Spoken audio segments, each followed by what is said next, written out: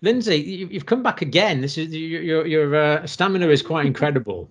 I know, I can't get enough, John. Great. Thank you. Now, the reason we wanted to talk again is I know you're doing a project on immunity at the moment.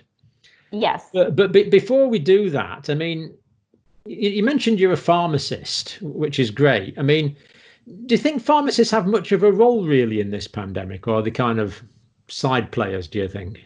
No, pharmacists have been on the front line since day one of this pandemic, before we even knew how much of a threat this virus was. And they were working, they didn't have plexiglass barriers, they didn't even have PPE, right? And pharmacists were showing up day after day after day, and they were working really long hours. There were huge backlogs. I think the pharmacists have kind of been the unsung heroes of this pandemic. So they've been on the front lines. I haven't seen one pharmacy close during the pandemic. Have you, John? No, I haven't. No. No. Well, it almost sounds like you might be quite useful people then, pharmacists. Well, I would hope so. Yeah, I would hope so. We've, we show up for our patients. We like to see them healthy. And I know pharmacists that have been working really long hours because, in large part, or sometimes due to even medication supply issues, where they're just scrounging to get, at the beginning, to get, the right supplies of medication for their patients. And I think they're really accessible pharmacists, right? So you can just walk into your pharmacy and speak with the pharmacist. You can't do that with your doctor. You can just walk in and start chatting, can't you? It's brilliant. Yeah, you can't. Yeah. You can't. And you could just walk in and speak with your pharmacist. I know my pharmacist, over here in the neighborhood, I could just go and speak with him, right? And they have a lot of information. I know that they were a real go-to for a lot of people when all of this started. So what's the training to be a pharmacist? Do you do a 6-month course or something? No, to be a pharmacist, you have to do, it's usually a 4 to 5 year university degree program. It's quite intensive, and we know a lot about anatomy and physiology, how the body works, different disease states. And pharmacists know a lot about medication. That's our job, and we do dispense medications. Some people think that we just count medication pills out and just kind of give it to you. But we look at different interactions. We look at it whether this medication is appropriate for you, whether this is the right therapeutic indication. We can also speak with your physician and kind of try to optimize your therapy. So I think it's definitely an essential role that pharmacists have to play. Yeah. No, pharmacists are proper scientists, aren't they? That's the whole beauty of it. This is a science-based discipline. Yes, It is. And I don't know what it's like in Canada, but quite a few places now we have pharmacy consulting rooms. Yes. So you can actually have a private consultation with the pharmacist if you, and more or less on demand, and.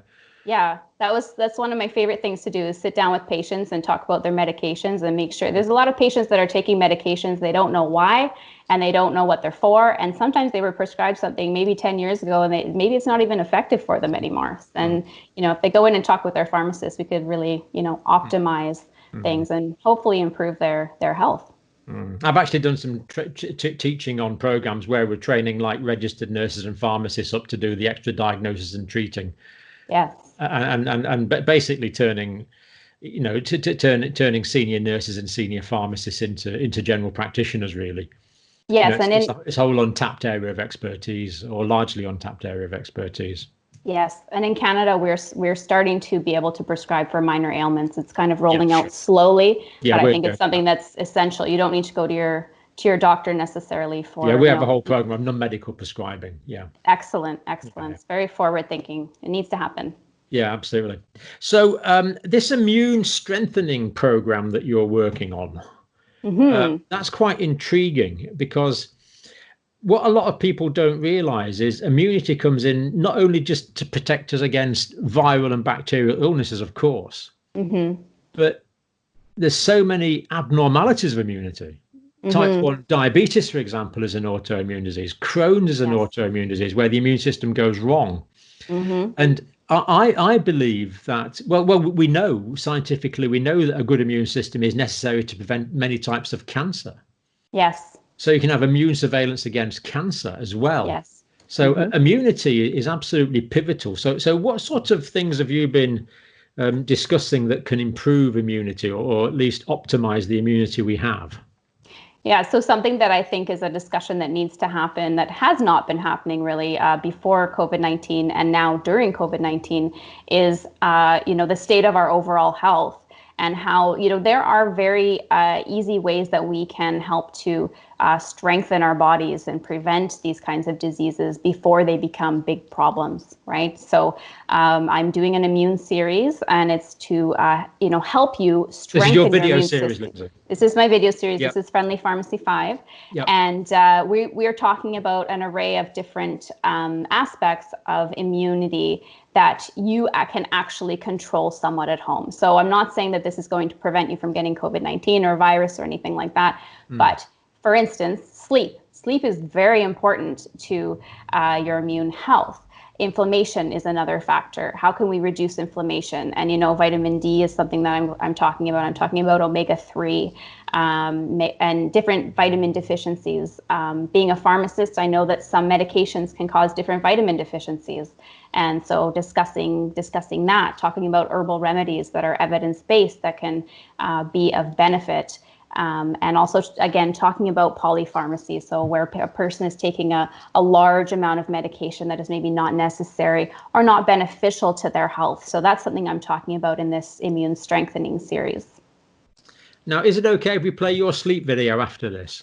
Yes, for sure. I hope you enjoy it. Obviously, we'll put the links to that as well. So it's helpful. So you're actually saying that sleep is important for immunity? Absolutely. There's a lot of hormonal regulation that happens during sleep. We know that sleep is important. Well, it's important for memory, but it's also important for the body to repair itself during sleep. And a person who is getting, it's one thing if you don't sleep well one night. That's not what I'm talking about. I'm talking about the chronic issue. And insomnia is an epidemic. Insomnia is a huge issue. And just taking a pill for it is something that maybe short term can help you. But if this becomes a longer term thing, this can definitely leave you more prone to disease.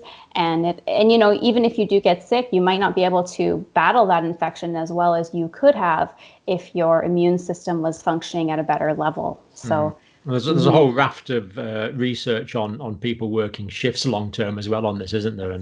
That's right. Problems of and that. Incidence of cancer and that kind of thing, for sure. Yeah, it really is a big issue, and so people can watch that video shortly. Yeah, sure. What is inflammation, Lindsey? Well, in medicine, we study inflammation as being, different sign that we see on the body, right? So, what are the four of them? It's heat, redness, pain, swelling. That kind of thing is how we can visibly see inflammation. But there like if you twist your ankle, it's hot and it's swollen. That's right. It might be a bit... And you can see that, and also has a very clear starting point and end point, right? Yeah.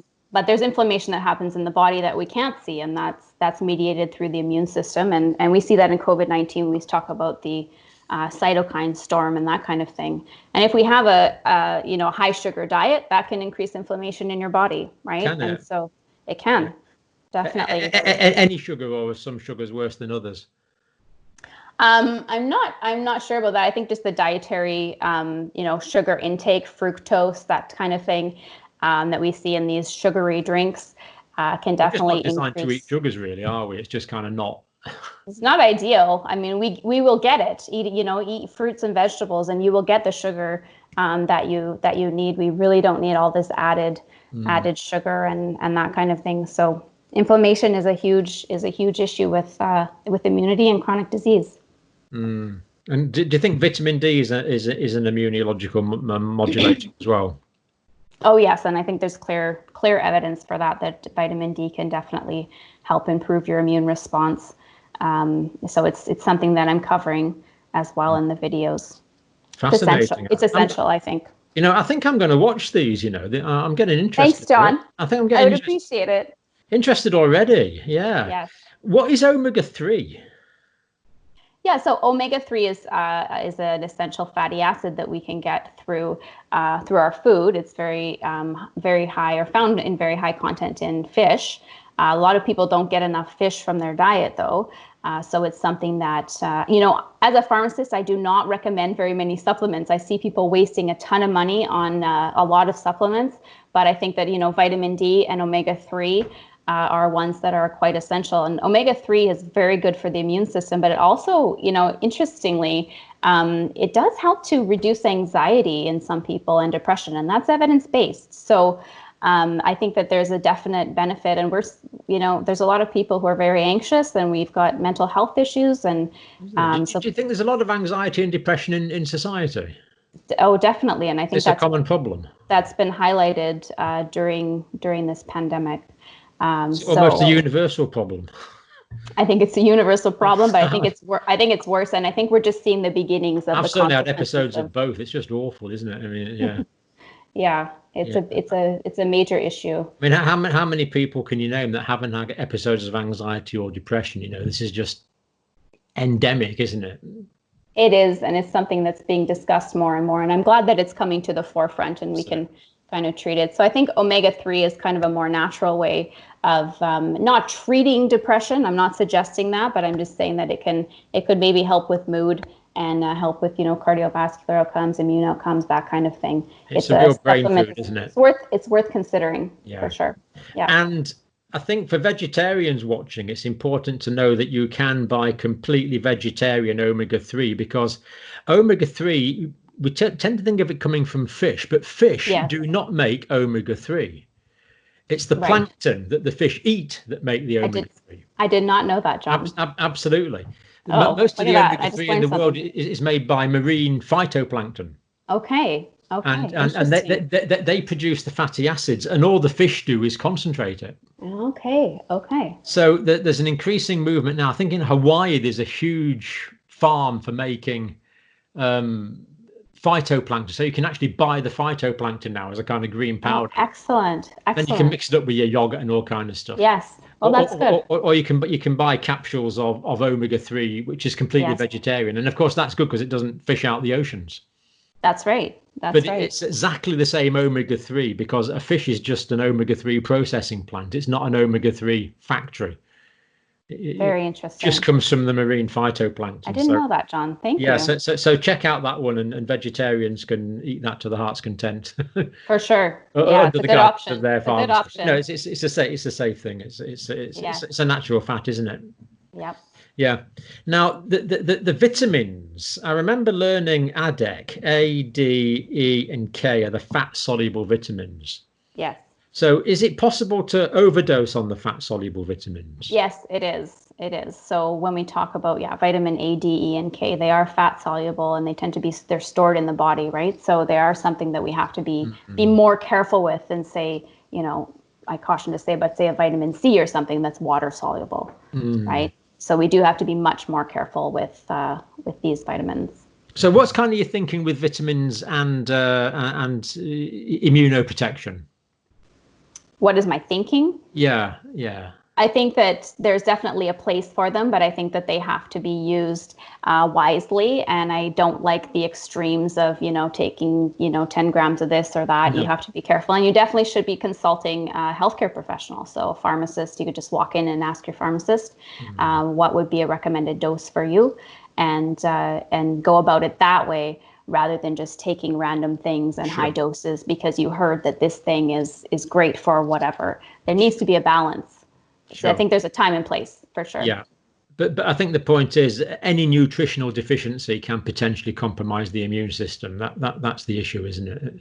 It is. And I don't think that that's something that is addressed in traditional healthcare settings in general. Yeah. It's a conversation worth having. Yeah. So it's not that taking extra vitamins is going to take my already hopefully good immune system and make it better.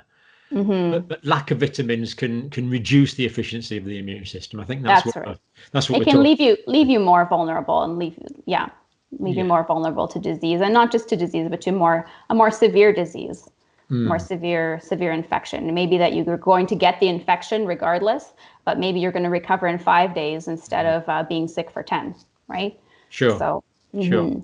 The other, I don't know what you think about this, but I think B12 deficiency is probably more common than it is really recognized, because we know if people are very short of vitamin B12, they'll get a macrocytic anemia, what we call pernicious anemia.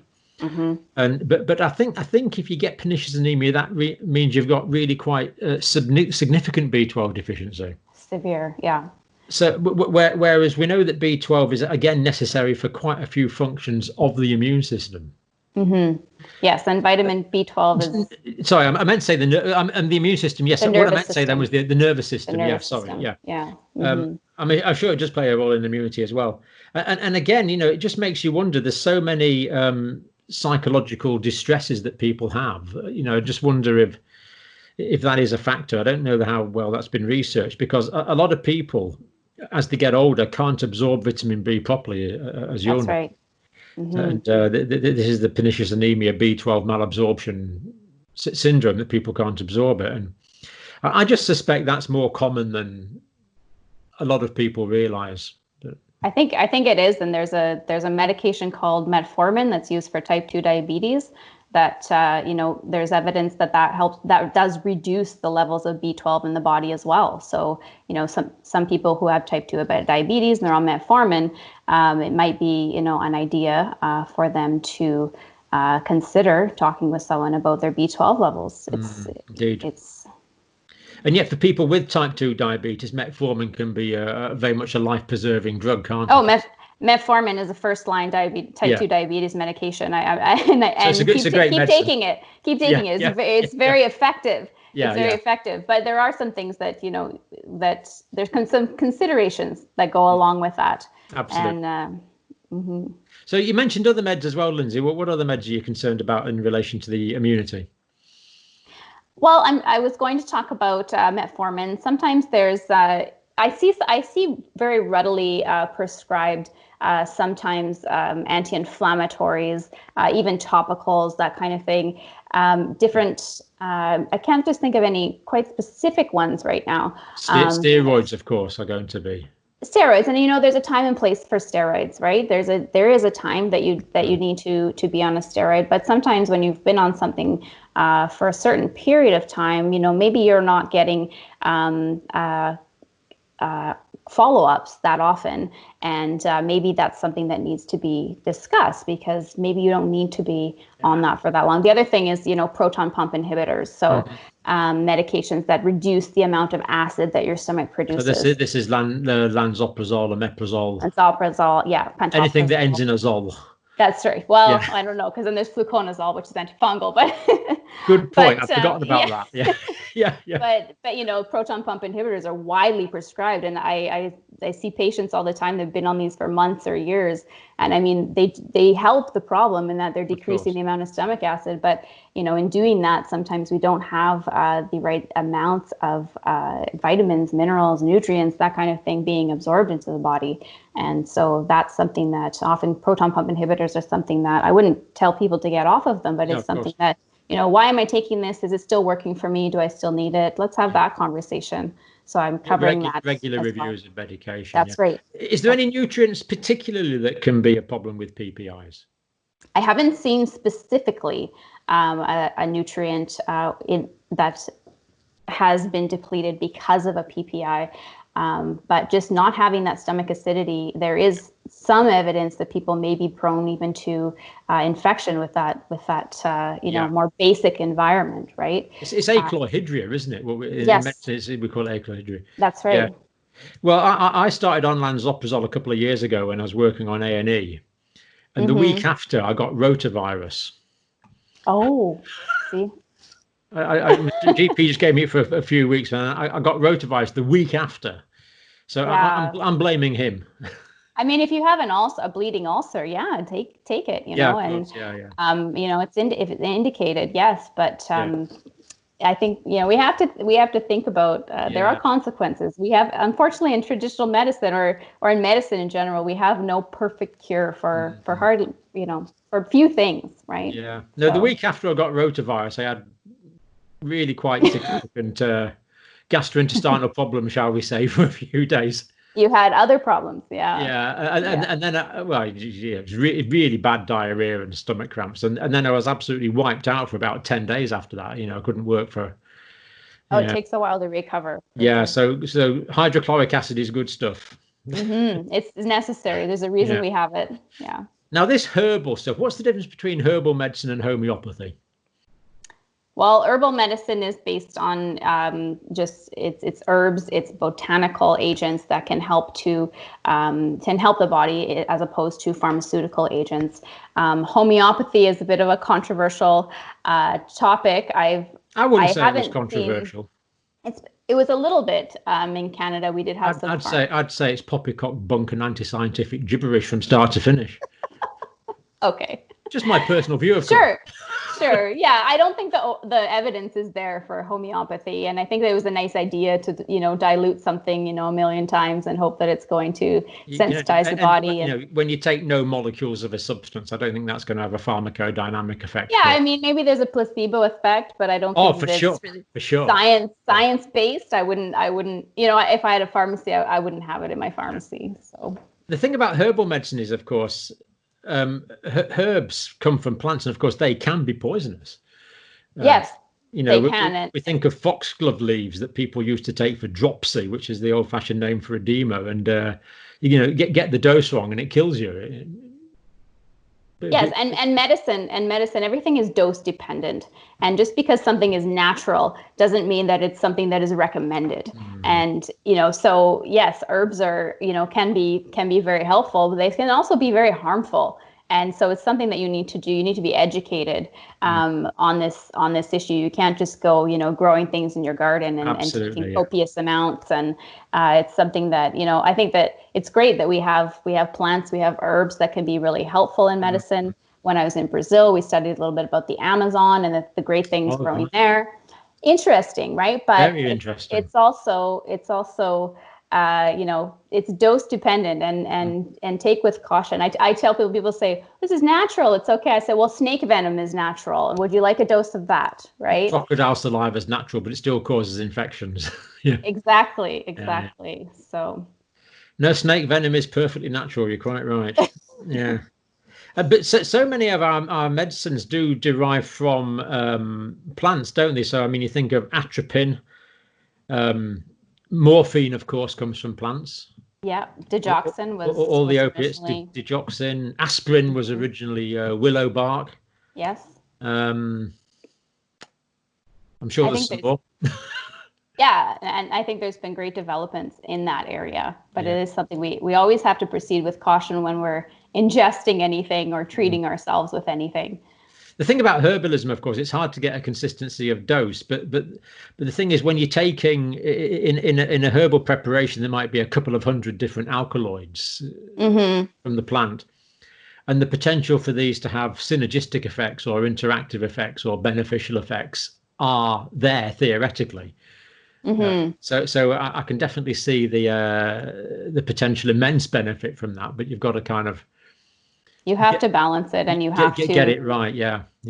I appreciate whenever people would come and talk to me at the pharmacy and ask me, should I be taking this and this? I mean, St. John's wort is a huge one. I mean, look at the interactions with that, and people were taking it, and all kinds of things were happening. So we need to proceed with caution and let our healthcare providers know what we're doing, so we can assist. Yes, St. John's wort does work as an antidepressant, doesn't it? There's evidence that it does, but it interacts with so many other things. That's the problem. It's and the evidence for the effectiveness of it, I don't know if it's totally conclusive at this point. Yeah. So yeah. And the last one you mentioned was polypharmacy. What's that, Lindsey? So polypharmacy is when we have one patient taking usually about 4 or 5 or more drugs for one condition or for more than one condition. And we know as soon as a person is, and it's not uncommon, as soon as someone is taking more than 4 or 5 medications, the chances of them not taking it correctly or the chances of them forgetting to take it and that kind of thing becomes a big problem. And this is especially an issue with people who are, say, over maybe the age of 60, 65 sometimes. It's not uncommon for people to be on anywhere from 5 to 10 medications. And so polypharmacy is something that's a concern for pharmacists. It's something that we are very well educated on and able to assess. And we look at how these medications can interact, when would be the best time to take them. For myself, I love to see people not need to take certain medications, or just to be able to kind of assess, okay, maybe this really helping you. And often, I'm not sure where you are, John, but in public health, we don't always have specialists talking to each other. So you might have 2 specialists, 3 specialists prescribing different things. You might be hospitalized at some point, and then you come back to the pharmacy, you've got this huge list of medications and all these different prescribers. It's like, what is going on? Someone's treating the kidneys, someone's treating the eyes, someone's treating the heart, someone's treating the stomach. And they're not looking at the big picture. This is called polypharmacy. Yeah, it's not looking at the holistic picture and the big picture. Absolutely, yeah. Yeah. Yeah. Yeah, we have a joke about the new orthopedic surgeon who's just started, who takes a holistic approach and believes in treating the whole bone. Yeah, and I think there's a place for holistic medicine for sure, but you can't throw traditional medicine out, right? No, sometimes absolutely. There is a place for it, and it's done great things for many people. Sometimes you do need an antibiotic or a steroid, but you need to be accompanied for sure. Yeah. Lindsey, that's absolutely brilliant. I'm going to watch those. I'm going to put the links down. Should we play one now? Should we play the one on sleep? Yeah, sure. Let's watch one. That would be great. Should we do that? Have a look. Yeah, Let's do love that it. now. I love it. Okay.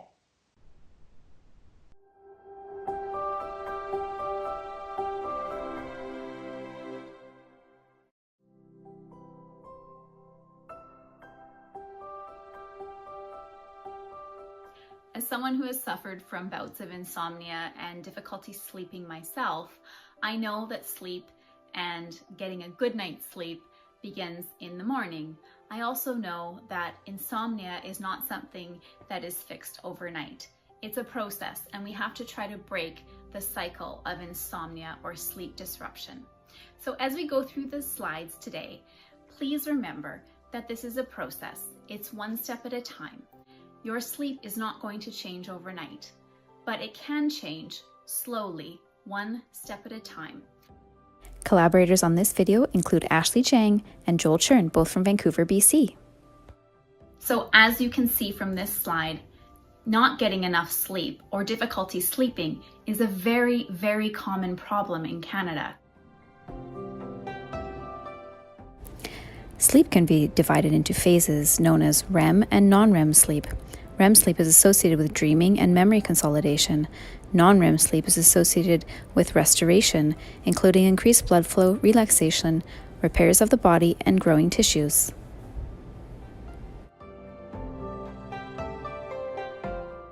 Sleep is very important for learning and memory, brain plasticity and detoxification, body restoration, and enhancing immune defense. 7 to 9 hours of sleep is ideal up to the age of 64, and if you're over 65, 7 to 8 hours should be sufficient. So what is the relationship between sleep and the immune system?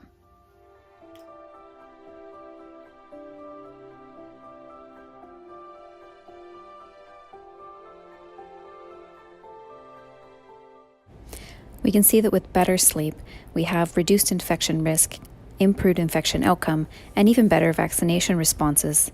Sleep disturbances, however, lead to a weakened body defense system, increased risk for infection, and increases in inflammation.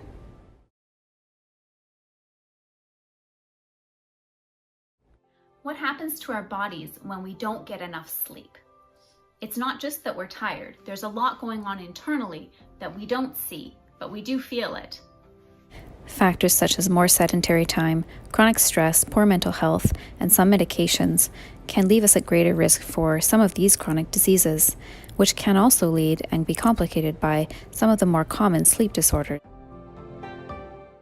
Insomnia, restless leg syndrome, sleep apnea, and narcolepsy are common sleep disorders. If you think that you may be suffering from one of these disorders, please speak with your pharmacist or your physician. Your sleep is affected by many different hormones in the body that are responsible for many different things. We're going to talk about a few of them. I'm going to start with leptin and ghrelin. I have no idea what leptin and ghrelin are. Leptin is responsible for the feeling of fullness and reduces the desire to continue eating. Ghrelin causes feelings of hunger and is highest before meals. With a lack of sleep, we see increased ghrelin and decreased leptin, which leaves us hungrier and with less feeling of fullness after eating. One thing you can do is try to have a glass of water before you do need to eat something if you're tired, and that might just do the trick. Next, we have cortisol and melatonin. Cortisol has a stimulating effect which is highest in the morning and during periods of high stress. Melatonin responds to decreased light, increases sleepiness, and is highest in the evening. Blue light from electronics, some ceiling lights, and stress causes an increase in cortisol and a decrease in melatonin, which affects our normal sleep cycle. So what are some of the complications of poor sleep? When we're not sleeping properly, we have higher levels of ghrelin and decreased levels of leptin, which gives us less feeling of fullness and higher cravings for sugary foods, where we're more likely to overeat. On the other hand, we also have an increase in cortisol and a decrease in melatonin. This leads to poor quality of sleep, poor memory, and less repair of body tissues. These combined lead to higher incidence of inflammation, pain, risk of chronic illness, and susceptibility to infection. So now we know that not having enough sleep has a huge effect on our bodies, including on our immune system. Stay tuned for our next video, where we'll give you some strategies and some tips on how to get a better night's sleep and how to break the cycle of poor sleep habits. If you've enjoyed this video, subscribe to Friendly Pharmacy 5 on YouTube or like us on Facebook. You can also join our immune strengthening support group on Facebook. It's free to join. There is no cost to anyone. This is being sponsored by a COVID-19 Responsive Neighborhood grant. This community support group is to help give you support as you strengthen your immune system with our video series over the coming months. On our support group, you can ask questions, you can discuss with other members what some of your strategies are, and there will be extra content there as well for viewers who are looking for more information. When you're ready, you can proceed to part 2 of our immunity and sleep series. We hope to see you there. Bye-bye.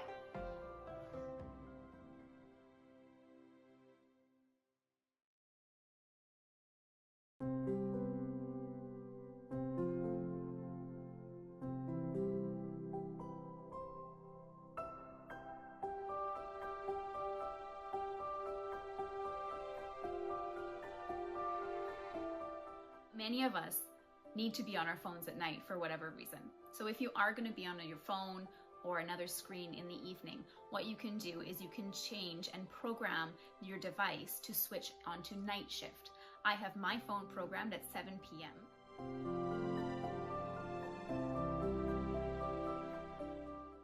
Something you can do to kind of trick your body into becoming sleepy in the evening is to reduce the use of ceiling lights or ceiling lamps.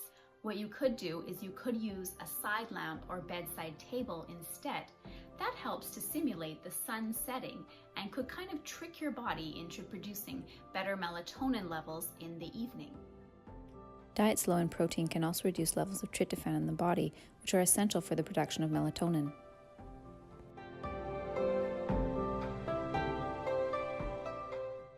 Beta blockers are medications that are used for heart conditions and arrhythmias.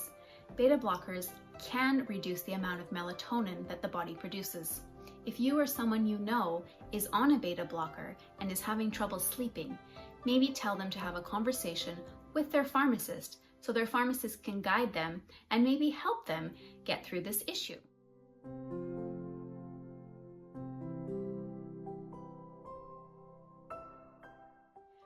We can practice something called sleep hygiene. Sleep hygiene refers to good habits that we establish throughout the day to ensure that we can have a better chance of having a better sleep that evening. Go to bed and get up at the same time every day. Go to bed only when you're sleepy. Remove screens from the bedroom. If you cannot sleep after being in bed for 15 to 20 minutes, get up and go to another room to read. Avoid exercise within 2 hours prior to bedtime, as this may interfere with sleep.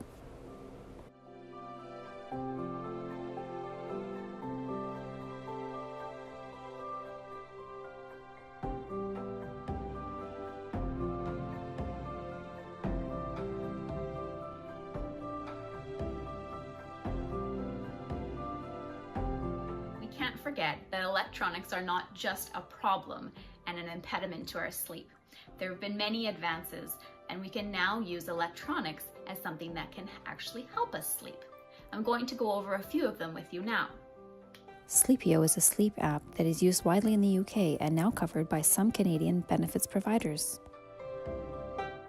Very exciting news. We contacted the makers of Sleepio, and during COVID-19, they have agreed to give users immediate, full access to their apps using the following links. You heard it here first.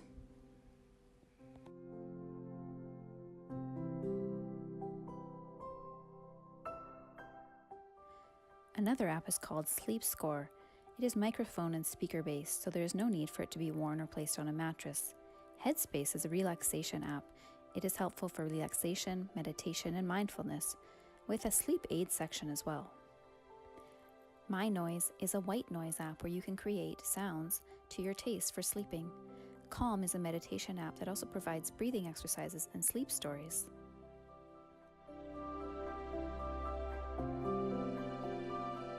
Of course, there are some over-the-counter sleep aids, as well as prescription sleep aids and supplements that may help you to get a better night's sleep.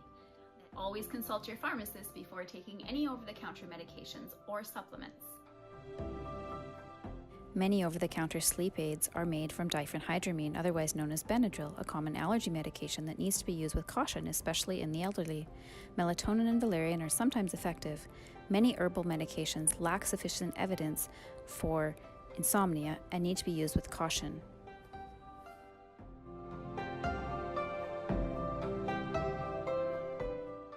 Zopiclone is a prescription medication that used to be widely used. It's now known that Zopiclone can interfere with memory. It can also cause complications in the elderly. If it's used, it should only be for a short time and in a very limited dose. And yes, some of your prescription medications could be interfering with your sleep. Here are a few examples.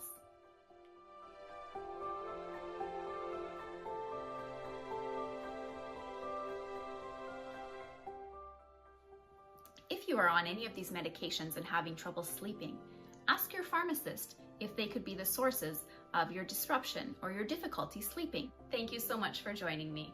Remember, Rome wasn't built in a day, and your sleep is not going to change overnight either. Maybe tonight you could just start by going to bed 15 minutes earlier and maybe using a table lamp or a bedside lamp instead of ceiling lights.